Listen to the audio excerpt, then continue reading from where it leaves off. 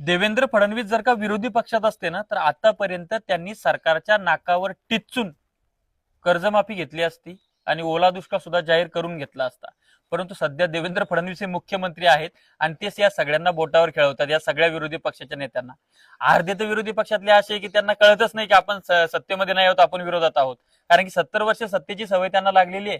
VIP culture स्वतःतलं काढायला तयार नाहीत, रस्त्यावर उतरायला तयार नाहीत. शेतकरी असेल, सामान्य नागरिक असेल, कर्मचारी असेल, व्यापारी असेल, यांच्यासाठी लढायला ते तयार नाहीयेत, बेरोजगारांसाठी लढायला तयार नाहीयेत. आणि आक्रमकतेनं जो विरोधकांचा मुद्दा रेटायला पाहिजे तो रेटायला तयार नाहीयेत.